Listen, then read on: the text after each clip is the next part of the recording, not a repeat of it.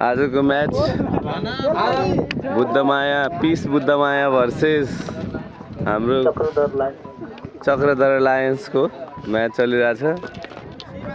Piece बुद्धको चाहिँ अहिले ब्याटिङ परेको छ। टस जितेर होइन टस हारेर चाहिँ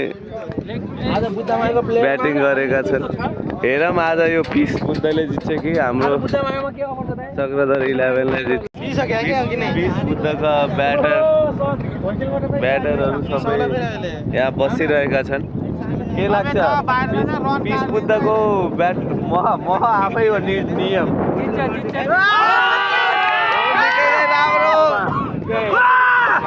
कैच आउट प्रकाश आते जाते फरक नहीं पड़ रहा है इधर। आओ सनम जाओ सनम एउटा चौका हानेर आएका छन्। हेरौँ पिस बुद्धले जित्छ कि हाम्रो चक्रधर लायन्सले जित्छ। कसले जित्छ बाबु भन्दा भाग तिमीले जित्छ। म तिमीको सपोर्टर हो लायन्स। चक्रधर लायन्समा तिमीहरू हात छ ढोक्का हो जित।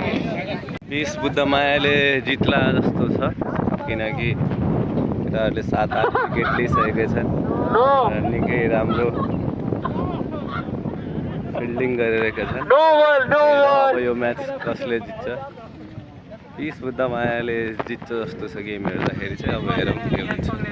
पिस बुद्ध र चक्रधर लायन्सको गेममा चाहिँ पिस बुद्धले जितेको छ, जसमा पिसल्यान्ड होटेल र बुद्धमाया होटेलका प्लेयरहरू सबै मिलेर खेलेका छन्। र हाम्रो गाउँको सबैभन्दा सानो भाइहरूले चाहिँ यो गेम गराउनलाई एकदम धेरै सपोर्ट गरेका छन्। बलहरू चाहे जहाँ जाओस् लिएर आएर भाइहरू सबैले सपोर्ट गरेछन्।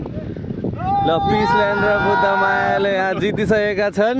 पिसल्यान्ड र बुद्धमाया टिम सबै लुम्बिनी युथ क्लबका सबै मित्रहरू र सबै दुईटै टिममै लुम्बिनी युथ क्लबकै मेम्बरहरू छन्। तर जसले जिते पनि सबै मित्रहरू हुन्। सो रमाइलो भयो यो गेम।